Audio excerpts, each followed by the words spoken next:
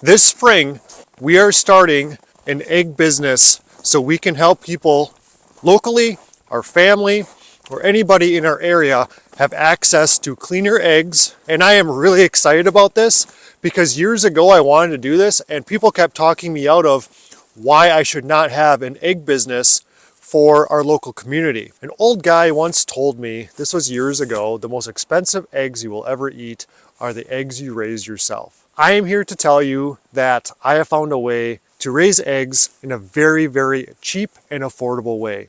So what that man was saying might apply to many people, but it doesn't have to apply to you, and it certainly does not apply to me. If you have a smaller homestead like we do, where it's like 1.5 acres of usable space, you can do the same thing. I'm going to show you the space we're utilizing because we're increasing our flock by 4 times the size. If you've been paying attention a little bit, you probably noticed that egg prices have skyrocketed, but that's not the only reason why I'm doing this. I'm not doing this because egg prices are expensive and more people are going to purchase eggs from us. My wife and I are quadrupling the size of our flock because we want to supply eggs to family, friends, and local people right here around our homestead. We want to give people access to fresh, clean, healthy eggs that they may struggle finding in the store. We also want to do it for an affordable price. I was just at one of the stores locally.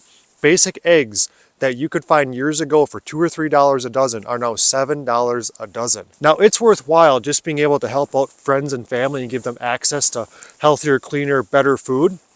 But what I'm looking to do now is make it worth my while also financially. So let's break down the numbers. We currently have 13 egg-laying hens that are about a year old, so they're now just entering their prime.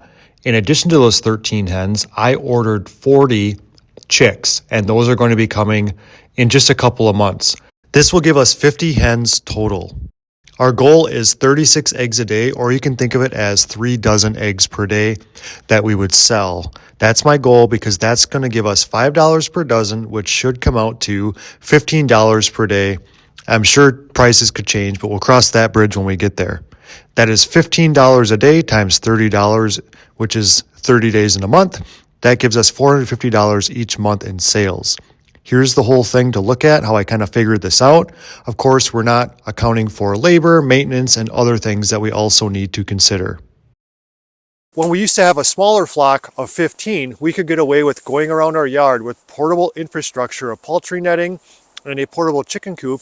That was great for pastured poultry. If you put chickens on grass long enough, eventually the ground isn't able to absorb the manure, so you need to move them around. The other option, which is what we're currently doing with our flock next to our garden, is to have the deep litter method. So the deep bedding or some carbonaceous material, some organic material like leaves or straw or pine shavings that's going to absorb all the manure. And I like that in some ways better than pastured poultry, because you can create your own compost that feeds the garden. So the reason why I'm standing right here next to this random wood pile is because this area behind me is going to be an area that we're transforming into a deep litter or a deep bedding chicken area. I'm going to talk about the infrastructure, what I plan on doing for fencing in this area. I'm really excited, and I think it's something that you can probably do too on your property because you don't need a lot of space, and the chickens are not going to smell because we're going to have plenty of leaf mulch and straw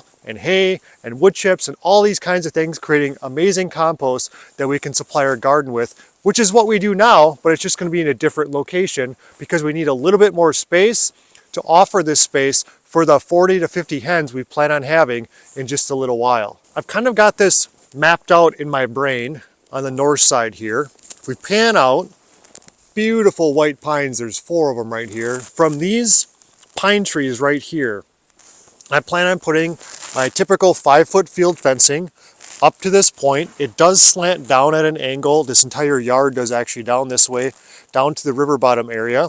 So I'm going to put 5-foot field fencing from this tree right there, I'm trying to point with a mitten on. And this is all going to be a fenced in chicken area with 5-foot field fencing like I typically use. Our house is just right over there, so access here is going to be very simple. It's back off to the side of our yard, so it's out of the way if we need to get through with something. Then over to here, it actually flattens out a decent bit. All of that stuff is going to be gone, so it's a pretty big area. And I'm probably about 30 feet from this large pine tree, which would be one of the corners. So the fence would come down this way, and it would actually go the entire chicken area kind of to where this tree is, where this dead tree comes up over there. Probably about 70, 80 feet down to here. From here, going up to those big pine trees that I mentioned before. What makes this area nice, other than the sun, is that since it's flat in this area right here, what I plan on doing is doing a greenhouse here. You have to imagine, now they make greenhouses and hoop houses and hoop coops and everything like that. But I plan on making a greenhouse here because this is where it's relatively flat. About 5 yards behind me, it goes straight down. So obviously it's not going to go there. It's just going to go here. And the greenhouse is going to face this way. It's going to go forward maybe 20 to 24 feet. And it's going to be 12 feet wide in this area right here, which I'm really excited about. The reason why I'm doing this greenhouse, or like a hoop coop, is because I want the greenhouse effect. I'm going to have greenhouse plastic. I'm going to use cattle panels. I'm not going to put the cattle panels down to the ground. I want good elevation. I want to be able to walk through here and be comfortable, move around. I don't want chickens having access to all of this snow in the winter. They don't really need it. Chickens, in fact, do not like snow. They tolerate it. It's going to be completely windproof. Of course, it's going to be predator proof as well. All the snow is going to roll off the sides. I'm going to frame out the back part of this greenhouse. I'm going to have the walls of this hoop coop, let's just call it that, or this greenhouse made for chickens, basically, 4 feet off the ground, the side walls, and then the cattle panels are going to start. 16-foot long cattle panels. It's going to be a really nice little structure. I'm looking at a lot of different things online, and I'm really impressed with what I've found. I'm doing it budget. It's not going to be super expensive, and that's where we're going to have the 40 to 50 hens. So the hoop coop is going to be over here, completely off to the side of the yard. All these wood piles are going to be gone. The end that's going to be open, you have to imagine, I'm doing the best I can without actually having the structure here for you. What's going to happen is this is going to be, you know, like the U shape or whatever, the arch. It's going to be there. If I turn the camera around, this is going to be their chicken run area.